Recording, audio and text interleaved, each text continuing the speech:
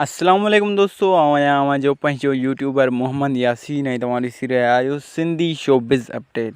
दोस्तों अॼोकी हिन वीडियो में मां तव्हांखे ॿुधाइण वारो आहियां त किंग ऑफ सिंध मुमताज़ मौलाई जे बारे में।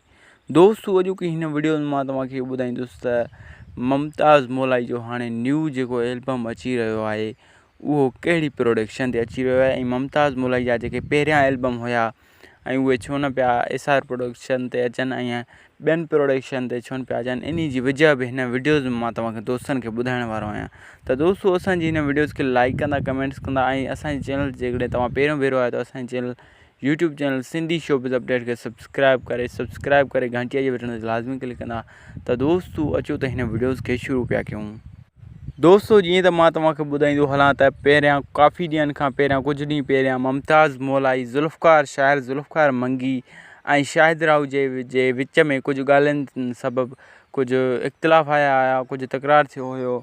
सो इन जे करे मुमताज़ मौलाई एसआर प्रोडक्शन ते एल्बम न पियो छॾे। जीअं त तव्हांखे ख़बर आहे काफ़ी मुमताज़ मौलाई एसआर प्रोडक्शन खे पंहिंजा सॉन्ग्स वग़ैरह ॾींदो हुयो। जीअं त हे जेके 2 ईद हुया उन्हनि ते मुमताज़ मौलाई जा एसआर प्रोडक्शन ते कलाम न आया। जीअं त तव्हां ॾिठो त ईद उल फितर ते बि मुमताज़ मौलाई जो एल्बम एसआर प्रोडक्शन ते न आयो ऐं ईद उल अज़हा ते बि मुमताज़ मौलाई जो एल्बम जेको आहे उहो एसआर प्रोडक्शन ते न आयो। जीअं त तव्हांखे मां ॿुधाईंदो हलां त मुमताज़ मौलाई जा जेके एल्बम हुया उहे गज़ल प्रोडक्शन ते अचनि पिया, जेके तमामु बहितरीनु मुमताज़ मौलाई जा सॉन्ग्स हुया। तावीज़ लिखाए तोखे पारायां, जीअं त इहो हुन ड्रामे जी कट ते सॉन्ग्स हुयो, ख़ुदा और मोहब्बत जे गाने जी सॉन्ग ते उन जी कट ते सॉन्ग हुयो। इहो तमामु बहितरीनु मुमताज़ मौलाई जो सॉन्ग हुयो।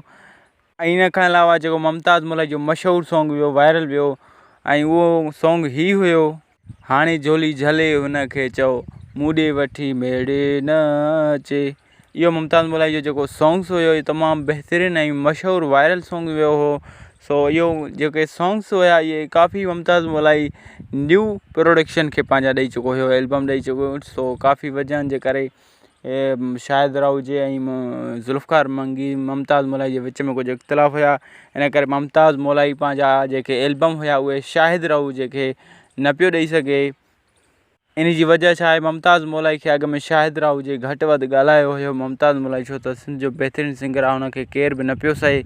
दोस्तों हाणे जीअं त मां तव्हांखे ॿुधाईंदो हलां त तव्हां हीअ जेके पिक्चर्स ॾिसी रहिया आहियो हिननि पिक्चर्स में मुमताज़ मौलाई ऐं शाहिद राव जो पाण में ठाव थी वियो आहे। दोस्तों मां तव्हांखे ॿुधाईंदो हलां त हाणे मुमताज़ मौलाई ऐं शाहिद राव जो ज़ुल्फ़कार मंगी जो ठाव थी वियो आहे। जीअं त हाणे मुमताज़ मौलाई जो न्यू जेको हाणे 2021 में एल्बम अची रहियो आहे उहो अची रहियो आहे एसआर प्रोडक्शन शाहिद राव जो जी प्रोडक्शन ते एल्बम अची रहियो आहे। तमामु बहितरीनु एल्बम अची रहियो आहे जंहिंजी चीफ सिलेक्शन आहे शाहिद राव जो ऐं म्यूज़िक स्टूडियो में हींअर हुन मुमताज़ मौलाई जो एल्बम रिकॉर्डिंग थिए पियो। तमामु जल्द हुन मुमताज़ मौलाई जो एल्बम रिलीज़ कयो वेंदो एसआर प्रोडक्शन ते।